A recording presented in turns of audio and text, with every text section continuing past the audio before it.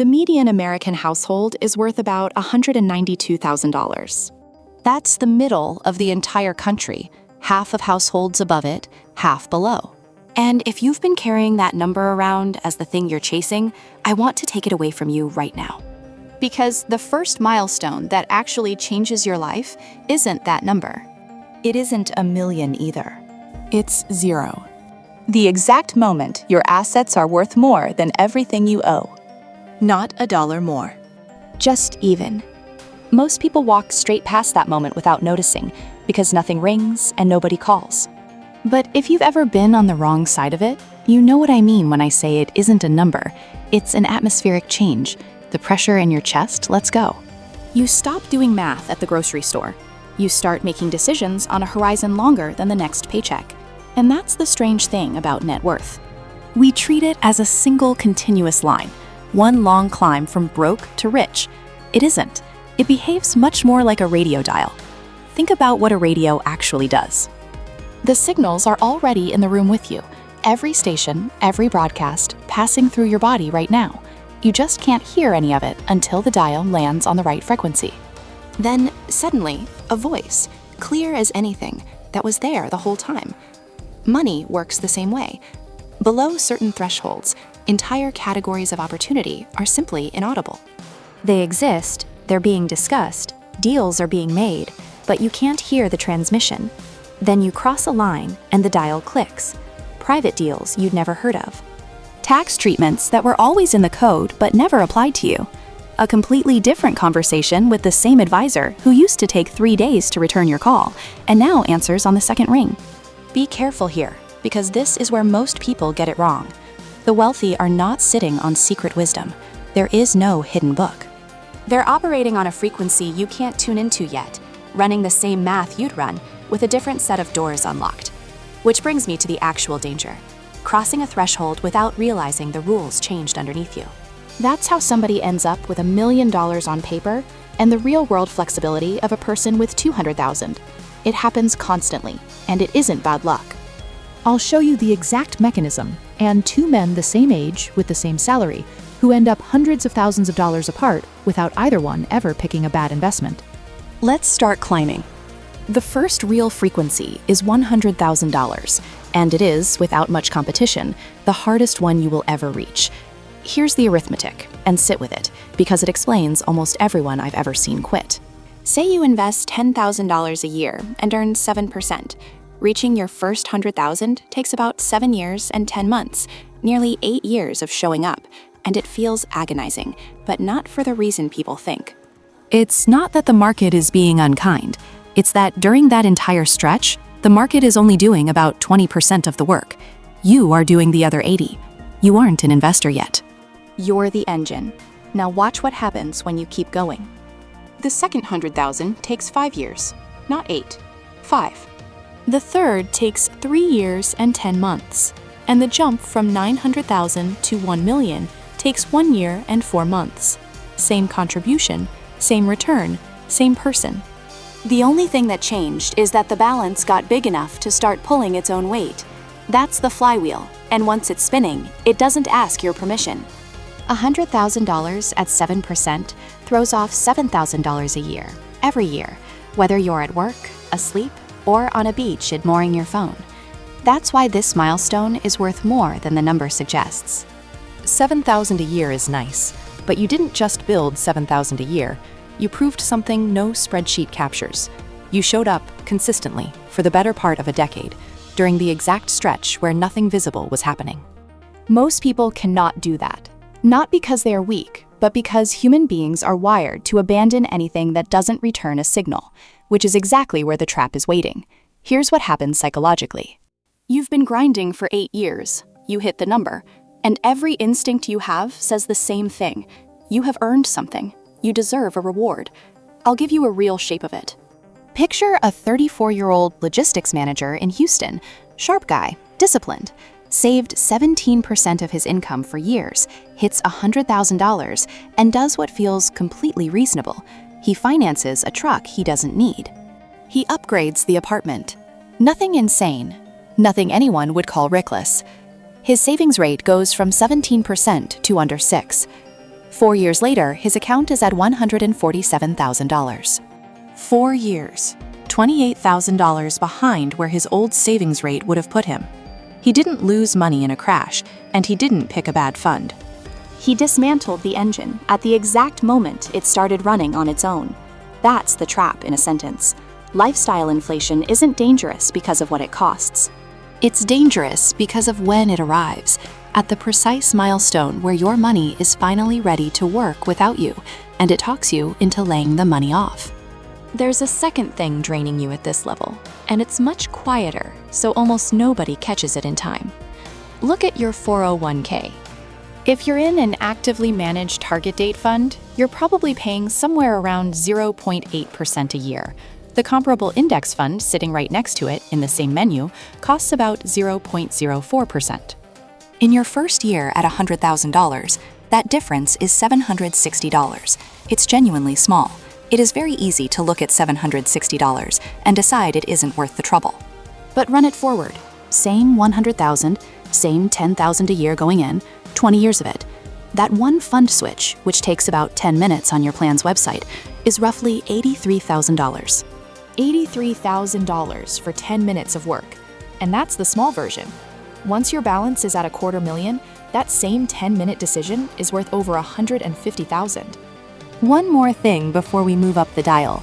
$100,000 is not what it was. Adjusted for what money actually buys today, the real purchasing power version of this first milestone is closer to $200,000. So if you've hit $100,000, celebrate it. Genuinely, it's the hardest one. But don't mistake it for the finish line it was for the generation that first chased it. The next frequency is $500,000, and this is the one that changes your relationship with work itself. Here's the mechanical version. At an 8% average return, $500,000 produces about $40,000 a year. If you want to be genuinely conservative and use the 4% withdrawal rule, the rate built so a portfolio survives a 30-year retirement, it produces $20,000 a year. Add average Social Security benefits, roughly $24,000, and you're at $44,000 a year without working. That is a comfortable life in a low-cost part of the United States, and a good one across much of Southeast Asia. But the number isn't the point. Here's the point. You'd think the big shift at $500,000 is retirement. It isn't. Most people at this level are still working and will be for years. The real shift is that you stop needing your employer more than they need you. $500,000 in liquid assets is roughly an 18-month backstop, and something changes in a person when the backstop is real and not theoretical. You ask for the raise instead of hoping it gets mentioned. You decline the client who's been draining you for 2 years. You sit in the meeting where the unreasonable thing gets asked, and you say no, calmly, because you are not doing arithmetic in the back of your mind about months of rent. And notice how those two numbers stack. 18 months is what $500,000 buys a high earner, replacing an entire paycheck. On an ordinary income, it's several years. Dial life down to the $44,000 version we just calculated, and it stretches past a decade. Same balance, completely different leverage, depending only on what you're willing to live on. That's the frequency at $500,000. Not freedom from work, freedom inside of work. And over the following decade, that does more for your income than the $40,000 of yield. Now, the trap, and this one is the single most common reason people feel poor at a number that should feel comfortable. The average American approaching retirement has around $538,000 in retirement savings. The median, the person actually in the middle, has $185,000. Sounds close to our milestone. But Federal Reserve data shows that for the typical household, somewhere between 59 and 73% of net worth is sitting in home equity. So run the actual case. Somebody says they have a $500,000 net worth. $300,000 of it is their house. Their true investable capital is $150,000. At a 4% withdrawal rate, that produces $6,000 a year. $6,000. Not $40,000. They are not lying, and they are not bad at money. They tuned to a frequency they hadn't reached, because the number on the statement counted an asset they live inside of and cannot spend. Your house does not pay you a dividend. It sends you a property tax bill. Write this one down, because it matters more than anything else in this video. Net worth and usable capital are two different numbers, and only one of them changes your life. Which brings us to the big one, $1 million. This is the cultural ceiling in America. The number in the song, the number in the game show, the number people say when they mean made it. And the phrase, "I'm a millionaire," hides more than almost any other sentence in personal finance. Here's the split. Roughly 18% of American households, about 24 million of them, have a net worth over $1 million. That sounds like a lot of millionaires, but only about 2.2% of adults, around 6 million people, are liquid millionaires, meaning $1 million in investable assets, not counting the house they live in. And for people in the 1 to 2 million range, call them the barely millionaires, about 66% of their wealth is trapped. Home equity they can't spend without moving, and retirement accounts they can't touch without a penalty. 2/3 of the number is money they cannot use this year. That is exactly the person I mentioned at the start. $1 million on paper, the flexibility of $200,000. But when the million is liquid, a real door opens, and it's a legal one. At $1 million in investable assets, you meet the SEC definition of an accredited investor. That is not a status symbol. It's a regulatory category, and it moves you out of the retail lane. Private equity, real estate syndications, certain hedge funds, and private placements, investments legally barred from the general public, become available to you. They're not automatically good. Plenty are worse than an index fund, with higher fees and no liquidity. But that's the frequency change. Those transmissions were in the room your whole life, and you couldn't hear them. Now you can, and you get to decide.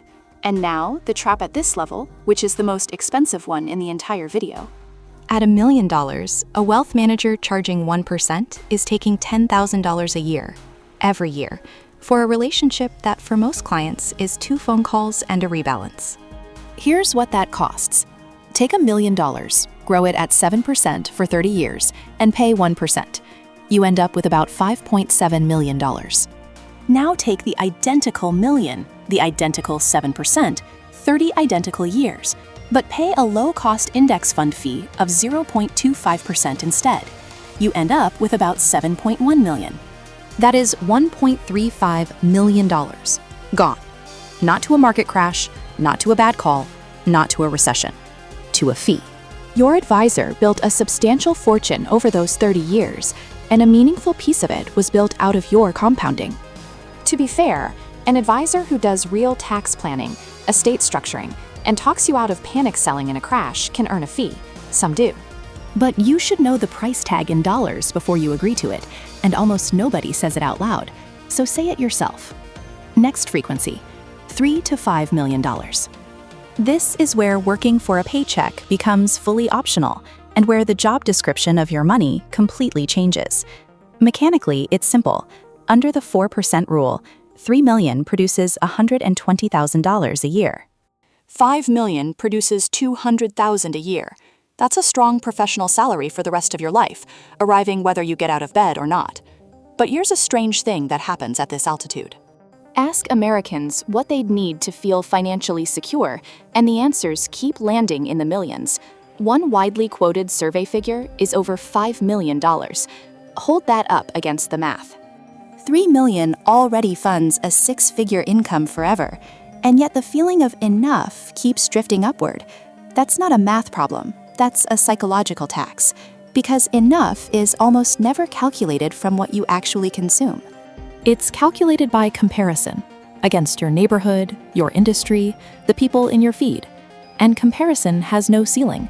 Let it define the target, and the target moves every time you get close. You can solve the arithmetic of wealth and never solve that. Some of the least peaceful people in this entire story are extremely rich and just slightly behind whoever they've decided to measure themselves against. At $5 million, another legal door opens. You become a qualified purchaser under the Investment Company Act of 1940.